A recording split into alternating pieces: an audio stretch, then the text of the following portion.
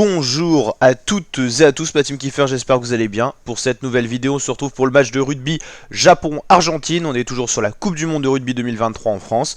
Un match intéressant car c'est comme un huitième de finale pour ces deux équipes. L'équipe qui gagne ce match passe au tour suivant.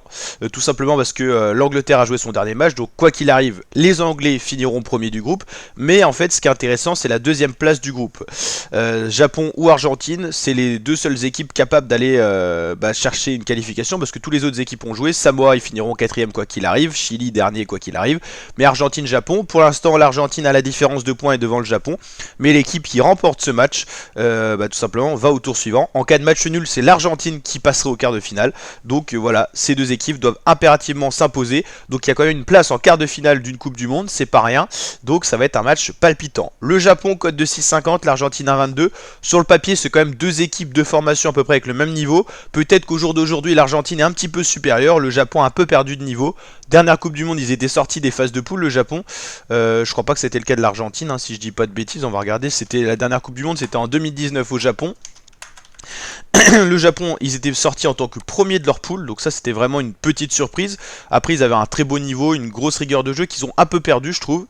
Voilà, le Japon ils étaient sortis même devant l'Irlande, hein, ils avaient battu l'Irlande. C'était Japon-Irlande, l'Écosse était une fois de plus éliminée en phase de poule, Nouvelle-Zélande, Afrique du Sud, l'Italie était éliminée en phase de poule comme cette année, Angleterre, France, Argentine était éliminée en phase de poule. Voilà, c'est à peu près toujours le même format. Et après le Japon s'était incliné. Mais le Japon était sorti des phases de poule, ce qui ne sera peut-être pas le cas cette année, pour l'instant on ne sait pas. En tout cas vous l'avez compris, c'est un match comme à élimination directe, le gagnant s'en va au tour suivant, le perdant rentre à la maison, retour dans l'avion. Donc voilà ce qu'on peut dire. Sur les précédents résultats, le Japon s'était imposé 28-22 difficilement face au Samoa. Cette défaite 34-12 face à l'Angleterre est problématique, c'est pour ça qu'on les retrouve à cette position du classement, et 42-12 face au Chili.